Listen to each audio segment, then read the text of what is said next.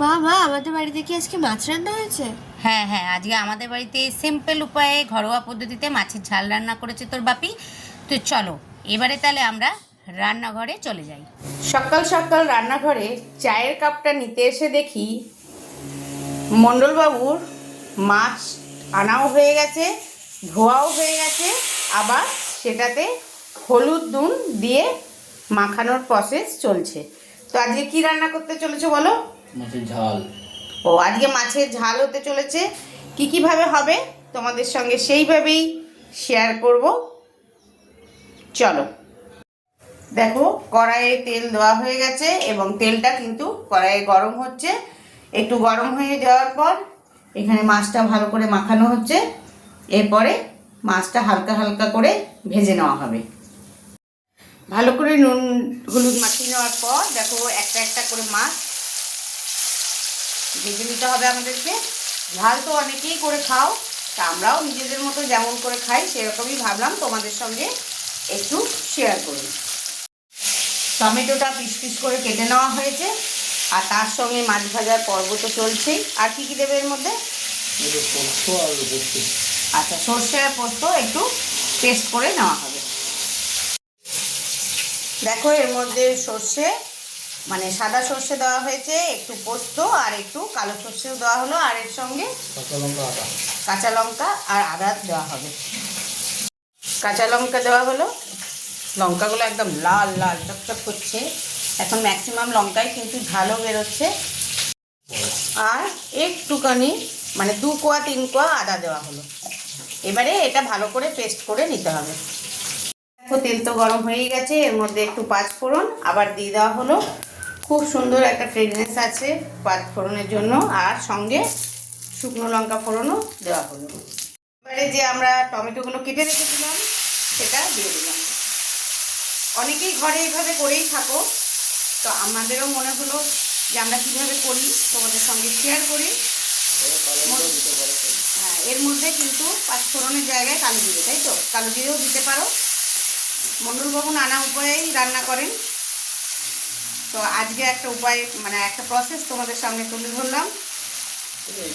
এই রান্নাটা সত্যি বেশিক্ষণ লাগে না, 5-10 মিনিটের মধ্যেই রান্নাটা হয়ে যায়। একটু মাছ ভাজতেই যেটুকুনি টাইম লাগে।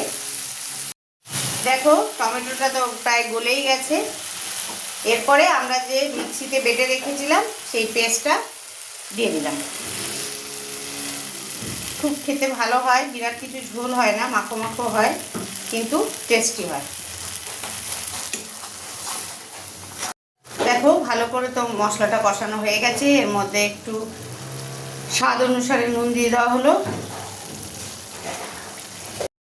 সঙ্গে হলুদও দিয়ে দেওয়া হয়েছে। আর যদি কেউ কাশ্মীরি লঙ্কার গুঁড়ো দিতে চাও কালার করার জন্য তাহলে দিতে পারো, কিন্তু আমরা সেটা দিলাম না। দেখো ধনেপাতা আমরা পুরো একদম বাঞ্চ নিয়ে চলে এসেছি। এটা একটু মাছের এটার মধ্যেও দেওয়া হবে, প্লাস ধনেপাতা চাটনিও করা হবে। অনেকেই ধনেপাতা ভালোবাসো, আবার অনেকেই এই গন্ধটা নিতে পারো না।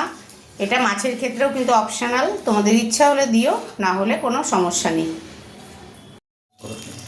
টেস্টটা ব্যালেন্স করার জন্য একটু চিনি দিয়ে দিলাম, কেননা যেহেতু টমেটো দেওয়া আছে, অনেকগুলোই টমেটো দেওয়া হয়েছে, টক বেশি হয়ে যেতে পারে, তার জন্য একটু ব্যালেন্স করার জন্য চিনি দিলাম। এটাও না দিলেই চলবে। এবারে পরিমাণ মতো জল দিয়ে দেওয়া হলো। গরম জল করে দেবে, তাহলে একটু টেস্টটা ভালো হবে। দেখো জল যেহেতু মাখো মাখো খাওয়া হবে, তাই জন্য বেশি জল দিয়ে দেওয়া হলো না। এটা একটু ফুটবে, তারপরে আমরা মাছটা দিয়ে দেবো। দেখো ফুটে তো গেছে, এবার আমরা মাছটা দিয়ে দিলাম। তোমরা কে কে এইভাবে রান্না করো অবশ্যই কমেন্ট সেকশনে জানিও।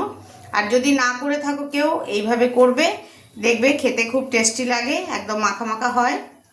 আমরা একটু ঝোল খাবো। আমরা একটু রসা পছন্দ করি, রসা আছে।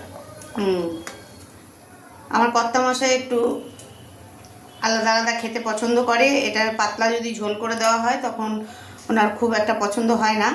তো যাই হোক, এটা খেতে আমাদেরও ভালো লাগে। এরপরে ওপর থেকে আমরা ধনেপাতা দিয়ে দিলাম। ওর ধনেপাতাটা কিন্তু কেউ দিতে পারো, কেউ দিতে পারো না, যাদের ইচ্ছা নেই তারা দিও না, বাট ধনেপাতা দিতে ম্যাক্সিমাম খাবারেরই টেস্টটা আরও বেড়ে যায়। তো তোমাদের কেমন লাগলো অবশ্যই জানিও। দেখো আমাদের একদম রেডি। আমরা এবার একটা বাটির মধ্যে এটা সার্ভ করে নিচ্ছি।